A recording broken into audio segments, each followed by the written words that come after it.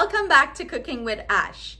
To everyone that is celebrating Phagwah or Holi, I want to wish you guys a blessed and happy Holi or Phagwah. I hope you guys enjoy your day with your friends and family. Today we will be preparing some delicious Goja. Crispy on the outside and filled with flavors on the inside. So let's get to that recipe. So to prepare our Goja filling, I have here 5 cups of shredded coconut.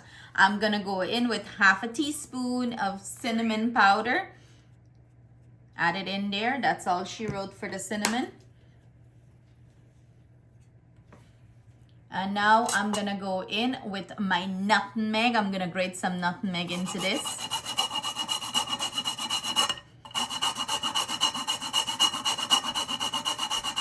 And I'm doing about a teaspoon or so of nutmeg.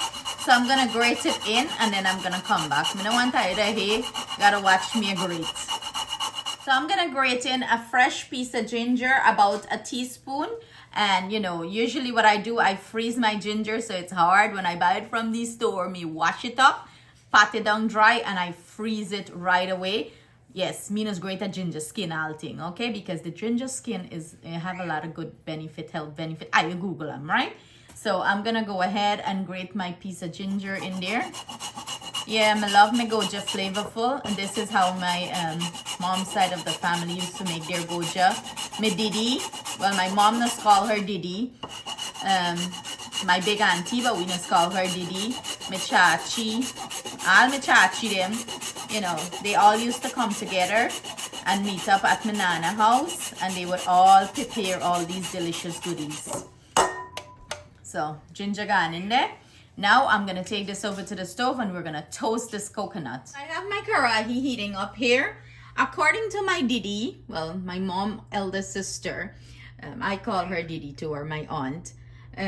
The filling have to be drier. She said if it's wet, you know, it tend to make the dough soggy and it bursts easily. So she prefer her filling more drier, and this is a preference for everybody, yeah? So if you want to fill in juicy, do what you got to do, okay? Me like me a little juicy, but she do make sense. When I make mine a little juicy, it does, you know, get a little soggy and it bursts easier. But it still stays good, okay? So we're gonna go ahead and start toasting our coconut with all the stuff that I infuse into it or parch it. And this takes about a good 10 minutes or so. You want to get rid of all that, you know, rawness from the coconut. And you're gonna parch it nice and dry. We're gonna add some sugar here. We're gonna add some food coloring, but not at this step. You know, you gotta parch up the thing good. Make sure you parch up the thing. Don't rush the thing. Low and slow. So we're gonna begin that process.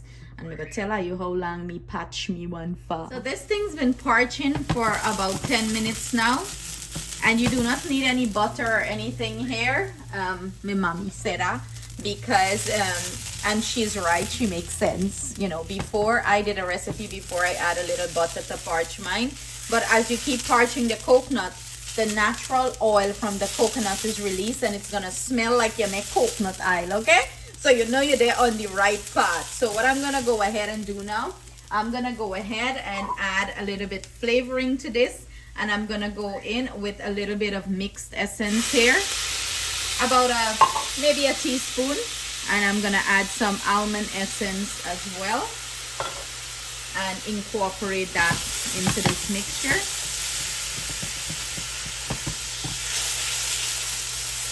Mix it in. Oh my god, it smells so rich and nice. It makes me want sugar. And of course you keep toasting this, okay? You toast it for about next 2 minutes or so, and then we're gonna proceed to add our sugar. We're gonna add our brown sugar here, and this is to your sweetness preference, okay? If me like things sweet, you might not like it sweet, so you can adjust it accordingly. In goes about 1.5 cups, and you can go ahead and taste the sugar, you know, taste it when it blends in. So I'm gonna go ahead and incorporate this into my mixture here. And the sugar is going to start melt down in here. Like if you make sugar cake, you know.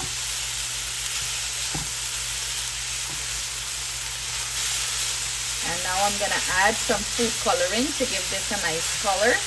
You know, some people prefer it the natural color, and nothing is wrong with that. If you prefer the natural color, do not add the food coloring. I like the food coloring, you know, it's the color that it gives it.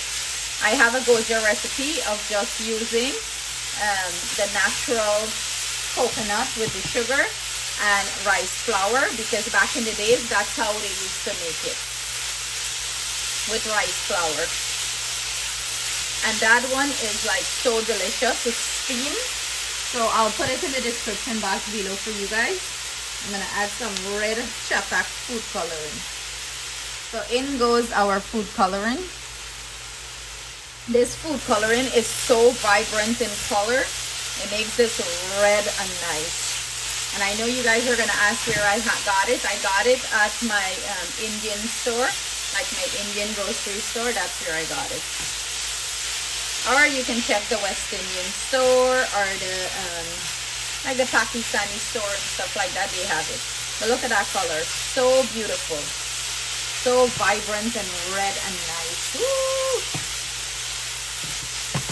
15 minutes into the process and our filling is finished. So we have to have this completely cool down before we fill our dough. And what I'm gonna go ahead and do is to you know, transfer it into a bowl or something of the sort and let it cool down completely, and we're gonna start preparing the dough. So here we have our all-purpose flour. I'm gonna go in with a little bit of salt, you know, just for taste, not a lot. And me go use me finger and mix that in well. And you can use melted ghee here, or you can use melted butter. Whatever you get, man, use it. I'm using butter because I do not have ghee. So you want to add this into your flour. You want to make sure you scrape your bowl out, okay? And now I'm going to go in and start mixing this into my flour. Crumble them up in the flour. You want to make sure you incorporate this well. When I say blend it in the flour well, you blend it into the flour. So, you know, if you got to take one good 5 minutes and work this in well, work it in well. I don't want to hear you say your hand a pain you, whatever. No, walk them in well. So now that I have the flour all nice and blended with the butter, this is one way of knowing that it's good. Like it's compact like this when you squeeze it. Perfecto here. So now we're gonna go in with some water and bring this dough together. So I'm gonna gradually add water, not dump the whole thing water. Your dough flour might need more or less depending again on your climate texture. So gradually add and form a dough, you know, like bring it together. Like so. You want a nice, you know, not too stiff, not too soft. That's what you're looking for here. So what I'm gonna go ahead and do, I'm gonna go ahead and put that to the side and keep working the rest of it. So I'm gonna add my flour back to the bowl. Pick up all the pieces with it on the mat. I better not waste anything. And we're gonna proceed to knead this into a smooth dough ball. Bring it together. You know, I'm gonna actually transform to my mat, clean out my bowl, and give them a good knead. Bring everything together.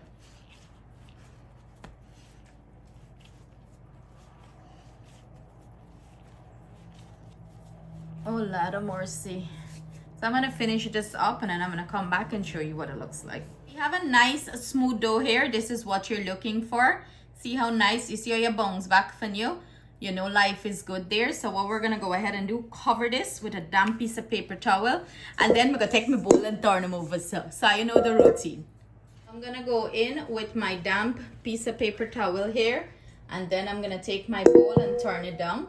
And that's it. Let it rest for about maybe 15 minutes, and then we're gonna proceed to fill it and fry it. Our dough is ready. What I'm gonna go ahead and do, I'm gonna go ahead and start rolling this out. And I usually roll it out, and then I would use my biscuit cutter If you have an empanada mold, you can use it here too.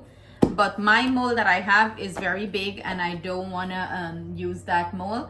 So I'm going to go ahead and roll this entire thing out. One big circle. Ugh, if me can get a big circle.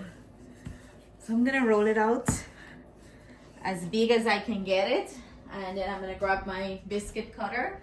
And we're gonna start doing that. You can also portion this out and roll it individually, like make little dough balls, but for me that's too much work. I don't know which country map me gehe, but I use my biscuit cutter and I'm gonna go, I'm not making them big, I'm making them more on the smaller size, and I'm gonna start cut out wrong little ones like that.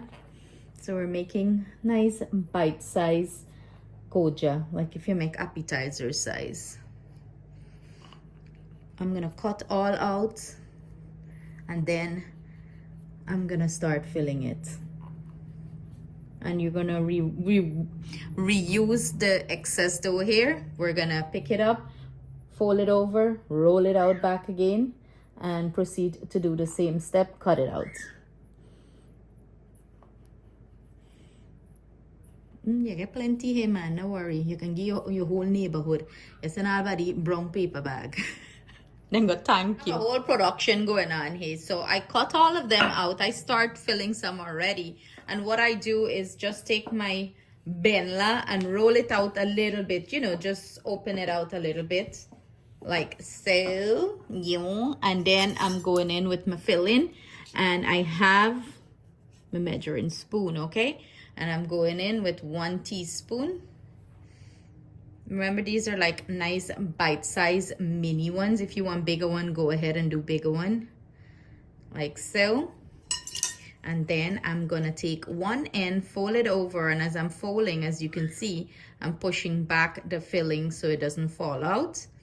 And when you get it fold over, go ahead and take your finger and pinch it down like so. So I'm pretty much closing it up here. And then I'm gonna go in with me fork, and crimp the sides. But if you have like a empanada mold, it's so much easier to do. My mold is too big and I wanna do mini size. So when I crimp it, I usually pick it up and tap on it lightly so all the coconut filling can distribute. Then I would flip it and do the other side. Reason why I'm making sure I do both sides, because when I'm frying it, I do not want this to pop open in the oil. So I'm, securing it nicely. I know people must do fancy design with them fingers, but why not ask me? Me no fancy, me no know how to do that. I take a fork and I crimp them, okay? And that's all she wrote here. Set it to the side and keep on repeating the process. We're gonna go ahead and fry our Goja, and we have our oil from medium to low heat. And that's what you want here. You want to fry it up until it becomes golden brown in color.